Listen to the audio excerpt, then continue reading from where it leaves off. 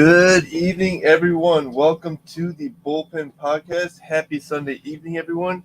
Happy Conference Championship to all the NFL fans out there. I know we have the NFC Championship game going on earlier today. We got the AFC game going on right now. So first of all, congratulations to the Philadelphia Eagles on advancing to the Super Bowl, their fourth Super Bowl in franchise history. And right now we got the Bengals and Chiefs in a tight game going into the end of the fourth here. But we are back here on the Bullpen Podcast. I am your host, Adam Kunos. You can follow me on Twitter at Kunos19. You can also follow the show at the Bullpen Pod on Twitter as well. We're also on YouTube, so go ahead and head over to our YouTube page. Click and subscribe to all of our shows and all of our short clips that we'll be doing during the season. The show is sponsored by Fanatics. Use the Linktree link in our Twitter bio to head over to Fanatics for all of your Major League Baseball gear and your World Baseball Classic gear, as that will become available within the next couple weeks. As we take a look at division by division, we've already looked at the American League West. We've already talked about the National League West. But this week, we shift our focus to the Central Division, and we are going to start with the American League Central Division.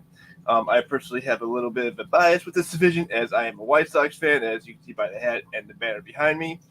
But that doesn't mean that I'm going to say that the White Sox are the best team in the division. I know that they have some flaws, but at the end of the show, you never know. I still may pick the White Sox as the better team in the division, but that'll come out later. We do have some stories that we are going to cover before we get into our division preview.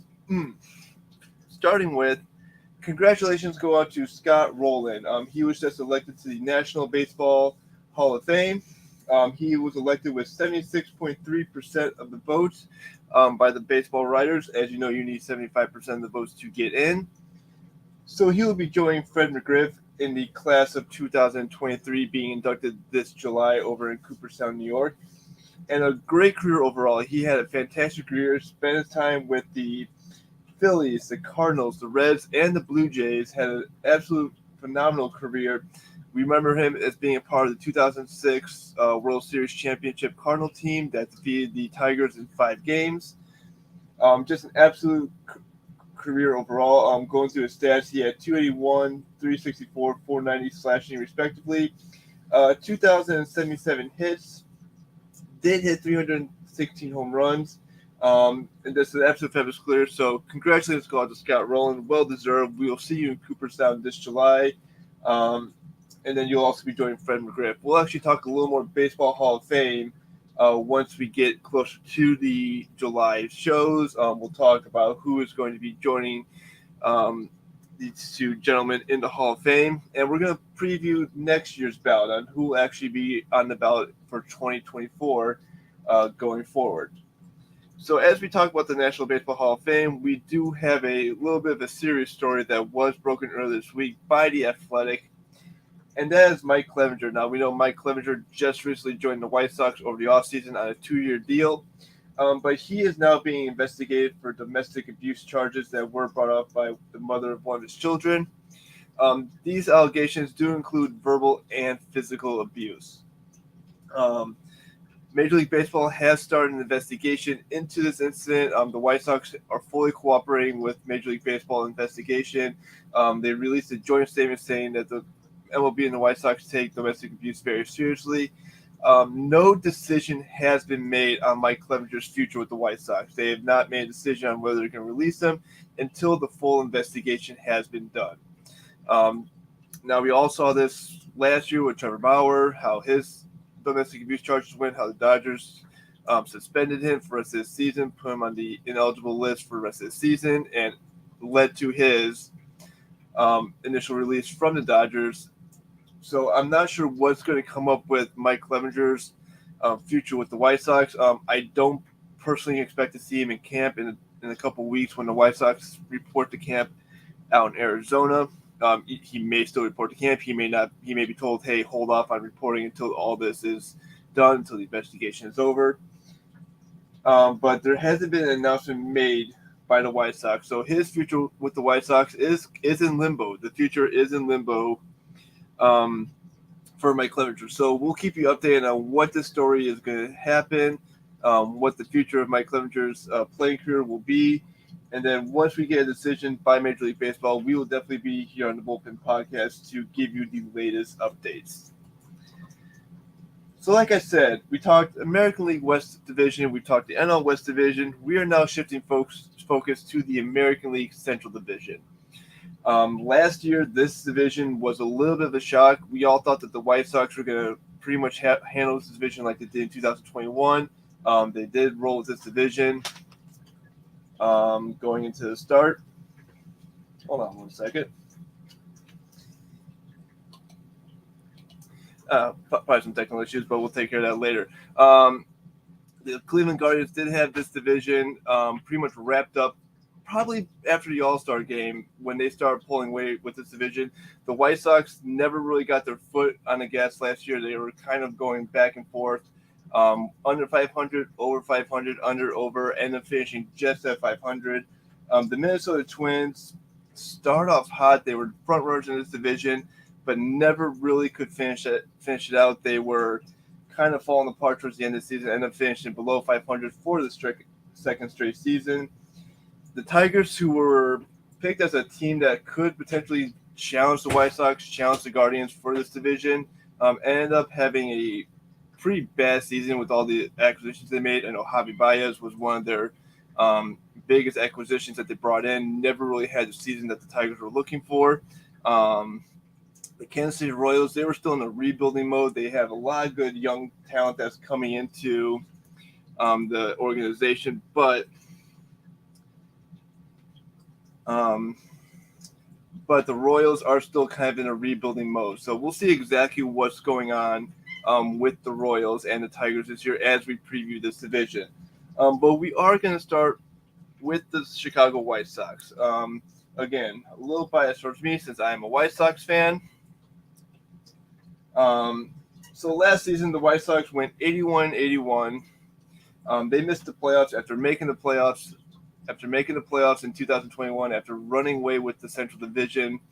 They missed the playoffs under Tony La Russa, who made the decision to step down as manager of the White Sox late in the season, obviously for health issues. We wish him the best of luck going forward. But Tony La Russa did step down as manager of the White Sox. He was filled out by bench coach Miguel Cairo towards the end of the season. But the White Sox ended up having a very up and down season. Never could really find what their kind of feel was for that team. They thought they were going to be a good team going forward. They thought they were going to be a team like they had in 2021. They thought they were going to make that next step forward, actually get past the division series and make that step towards a World Series berth.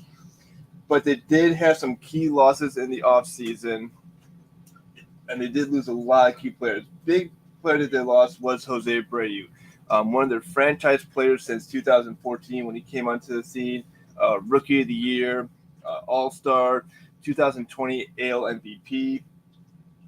They did bring him back on a 3-year contract in 2020, and there was a lot of questions going into offseason. Would he re-sign with the White Sox? But unfortunately, White Sox fan, I was very disappointed. He did leave the organization. He did end up signing with the Houston Astros, so I wish him the best of luck down in Houston. He's an absolutely classy player, a good clubhouse player, liked by everyone, so I wish him the best of luck down in Houston. They did also lose Adam Engel, who was a good utility outfielder. He did bring a lot of good defense into the outfield. He could play left, right, center field, so he can fill in the outfield gaps when needed. Johnny Cueto, he signed a deal with the Miami Marlins, so he was brought in last year as kind of the fifth starter, start a year in AAA, but that was called up about halfway through the first half of the season. And then Elvis Andrus was brought in towards the end of the season to kind of fill in that gap after Tim Anderson was going to be out for the rest of the season at second base and shortstop. I wish the White Sox would have kept him. I think they could have filled that need at second base with him, but I guess they didn't see a need to bring him back. But even with the key losses, they did make some good additions to this organization. They did bring back fan favorite Billy Hamilton on a minor league deal with an invite to spring training. So Billy Hamilton will be back with the White Sox this year. When he was with the White Sox in 2021, he was an absolute fan favorite. He kind of electrified that team. He made some fantastic plays. He brought speed to the bases. So it's good to see him back with the White Sox. I think that he'll have a good chance of starting the season with the White Sox on the big league roster. If not, we could definitely see him be called up towards at least in the first half of the season if the White Sox do sustain any injuries. We've already talked about Mike Clevenger. They brought him on a 2-year deal, and like I mentioned, his future with the White Sox is pending with the domestic abuse charges. But the big thing the White Sox did, they brought in Andrew Benintendi on a 5-year deal to fill that outfield need. Last year they had A.J. Pollock out in right field and center field. He's now off the White Sox. He opted out of his contract.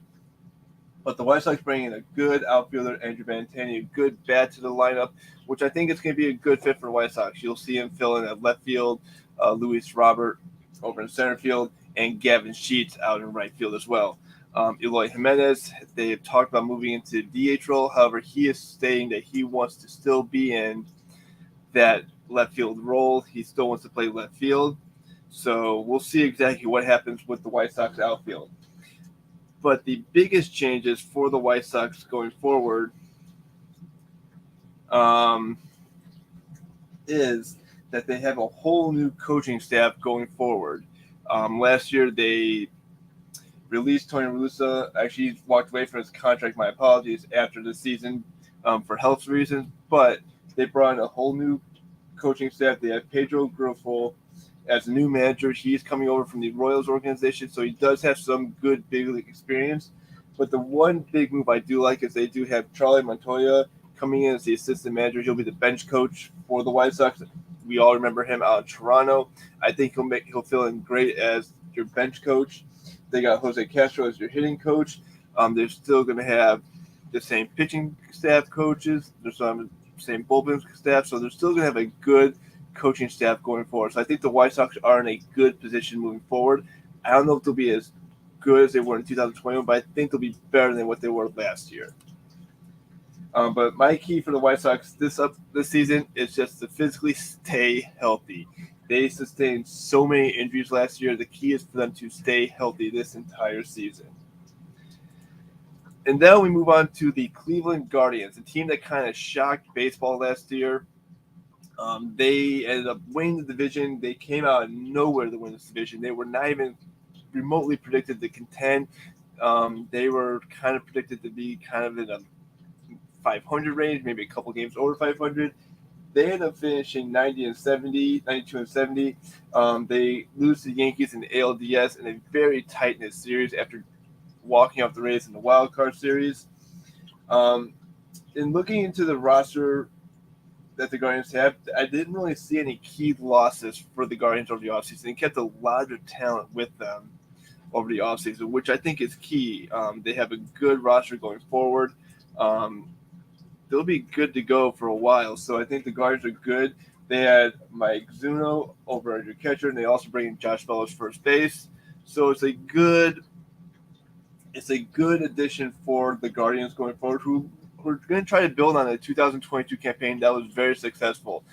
Tito Martinez over as manager has a good handle on this club. I think he's going to be with this club for a while. He knows what he's doing with this team. He has a good idea of how this team's going to be going forward the next couple seasons. So I think they're going to be a better team. I think they will challenge the White Sox for that division. So I think you'll see these two teams challenging each other for the division title. But the key to the Guardians this season, prove last year was not just a one-year wonder. Prove that last year was not a fluke. Make everyone say, like, hey, we were a good team last year. We're going to continue to be a good team for years to come. Last year was not a fluke.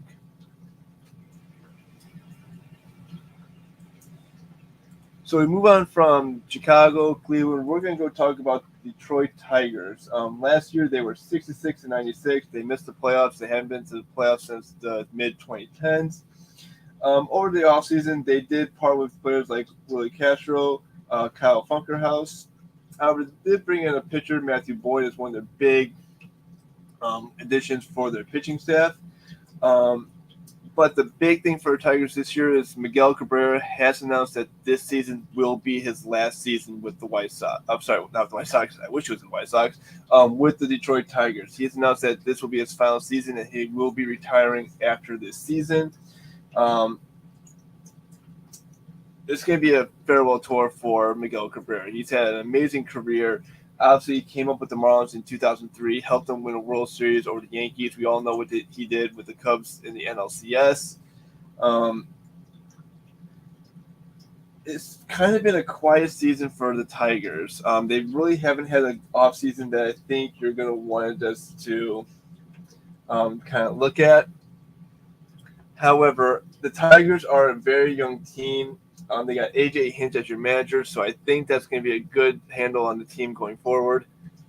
But it's been a very quiet season for the Tigers. They have a good farm system, so I think that they are going to build on this farm system with the Tigers. They're going to try to add to it over the season with some minor trades, just trying to build this farm system. However, Comerica Park is going to have some new dimensions going into 2023 seasons. And not really like big changes, but they are going to be adjusting the outfield wall around the field. So center field is being lowered from 8.5 feet to 7 feet.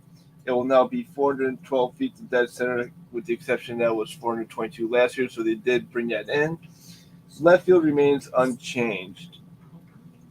They haven't made anything to that. Right field has been lowered from 13 feet to 7 feet. And you see this all over the park. You see this with Comerica Park. You see this with Camden Yards. Chase Field has done this. They're trying to make it a more hitter-friendly ballpark.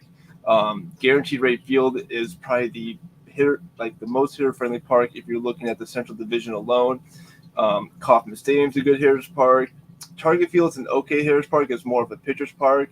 Obviously, Progressive Field is it can go either way with being a pitcher's park or a hitter's park, but they are trying to increase the offense. You want to see more offense in Major League Baseball, so they kind of made some changes in the outfield. So we'll see if the home run total does increase over in Comerica Park or if it remains the same. The key for the Tigers this upcoming season is they still need players to contend. They still need a couple more pieces. I don't think they're going to be contenders here. I think they'll still be a below 500 team. I don't think they'll be a horrible team like they were last year. I would be surprised if they take another step backwards, but I will say that they are going to be a better team this year. But I don't think they're going to be a contending team. But you have players like Javier Baez, Jonathan Scoop, and Austin Meadows, who are a good core group of players to build around. You just need a couple more key pieces to this team. Add another outfielder. Add another infielder. You're obviously going to need another third baseman / DH or first baseman for Cabrera after he retires, so you're going to need to fill that gap.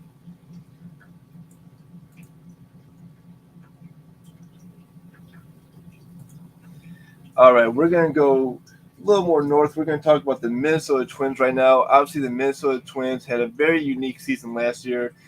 They started off hot last year. We all thought that they were going to be kind of that contender for the American League Central Division.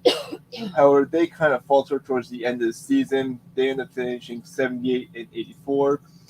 Losses over the offseason include Miguel Sano, Chris Archer, and Aaron Sanchez.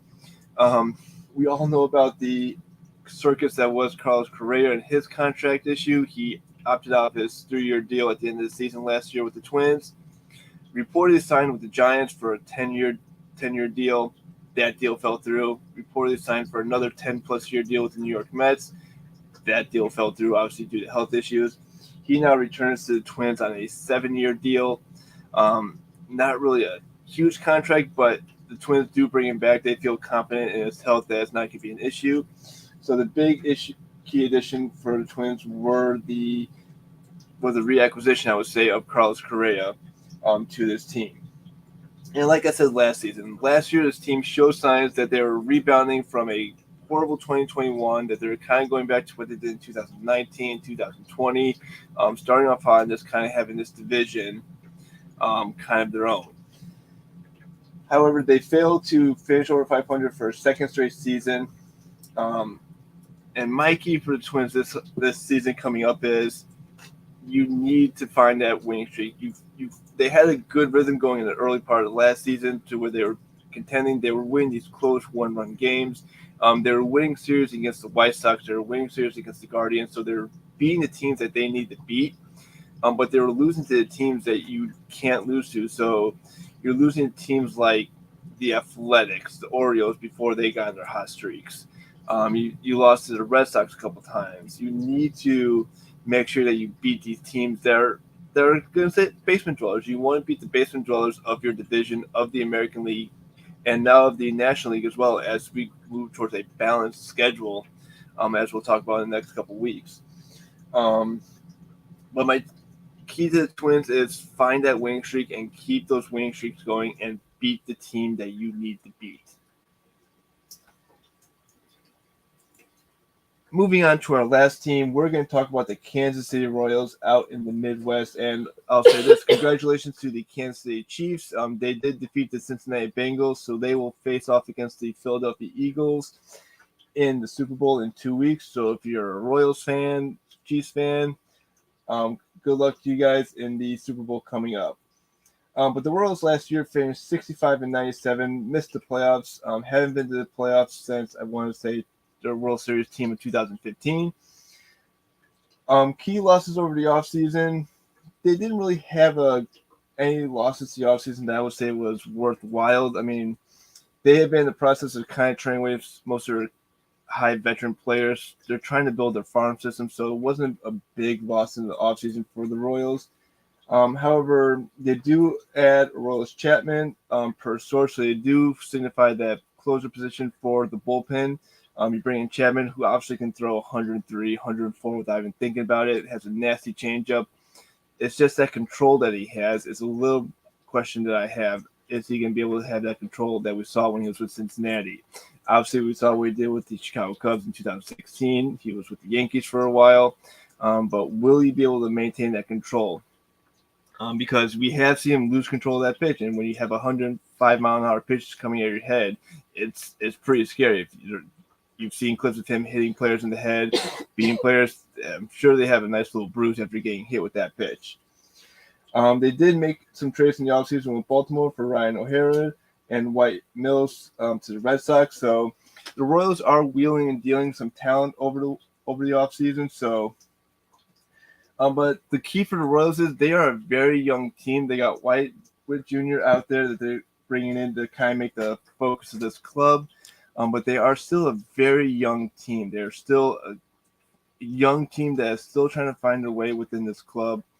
They're still trying to find some kind of like, I'm not going to say consistency. They will find some consistency in the next couple of years. I think in 2024, 2025, you'll start to see them contend, and be a more of a contending team. I think this year they'll still be finding their way with some contenders. They'll have some trouble with the Yankees, have some trouble with the Red Sox, the White Sox, Guardians, Twins. They will give them fits as well. However, the Royals are going to be that dangerous team once you get into playoff time as a team that can spoil some playoff chances. So watch out for the Royals in the next 3 to 4 seasons. But for this season, I think they're still in a rebuilding mode. Now, last week I did lock in my division picks as the Padres as the NL West Division and champions and the Dodgers as the wild card. Who do I think is going to be the division winner for this season? And again, you may sound a little biased, but I'm going to go with the White Sox as the division winner for the upcoming season. And there's a couple reasons why I say the White Sox will be better than the Guardians this year. I think that the health for the White Sox will be key. I think they will be a healthier team going forward. I think the new coaching staff coming in is going to be a great change for this organization. Obviously, the key loss of Jose Abreu at first base, that losing that clubhouse president, is going to hurt. But you're going to bring in Andrew Vaughn, who is just – they brought him in to be that replacement for Jose Abreu once he left. And now that he has left, he is going to take over to hit that everyday first baseman's job. But you can also fill in as DH. He did an excellent job in 2021 and last year playing outfield, so you can substitute him out in left field, out in right field. But you will see him mostly at first base. They got Jake Berger, they got Gavin Sheets, 2 young power hitters that they can bring up, fill in DH roles, fill in outfield. Tim Anderson is going to be back healthy this season. You got Luis Robert and Eloy Jimenez, Johan Moncada, and Yasmani Grandal, who are looking for these rebound seasons. Grandal's coming up to the end of his 4-year contract with the White Sox, so they're looking for him to have that breakout season. So we'll see if the White Sox can get these players to have big bounce-back seasons. So if these players can do some damage, let's say we have them hit 20 to 30 home runs, drive in 75 to 85 runs, the White Sox will be a dangerous team. You got Lance Lynn, Luis Giolito, you got Michael Kopech on your pitching staff, Dylan Cease, who was an AL Cy Young contender last year. If you get these 4 starters that can find their way and kind of make pitching their own dominance and dominate pitching from start to finish. Obviously, the loss of Liam Hendricks in the bullpen is going to be a bit of a challenge, but I think the White Sox do have a strong bullpen that they will be able to contend. So I am locking in the White Sox as my division winner, and they will be the only team from the AL Central going to the postseason. I don't see another team from this division contending for a wild card. I think that it will be a tight race for the White Sox. I'm not going to say they're going to run away with this division like they did in 2021. I think it will be a close race. I think they'll win this division by maybe 6 to 5 games, and they'll win it within the last 2 weeks of the season. So we have talked about the American League Central Division. Next week, we are going to preview the National League Central Division. So we're going to talk about the National League Central. Can the Cardinals rebound as division champs? Do the Brewers have enough to contend? Do all the signs that the Chicago Cubs have done in the offseason, is that enough? What about the Pirates? What about the Reds? Have they done enough to contend as well? So next week, we will talk National League Central. And like I said, you can download this show anywhere you get your podcast, on Apple, Spotify, Google, Amazon. So please click the link in our link tree to subscribe to our podcast. Please share this podcast if you know any baseball fans who are just looking for a new podcast. Direct them over to the Bullpen Podcast. If you like to watch the show live, we do live shows every Sunday at 10 o'clock at night, and then we will post them the following day on your podcast on Monday. So thank you guys very much for tuning in. We hope you guys have a great Sunday evening, and we'll talk to you later. Have a good night.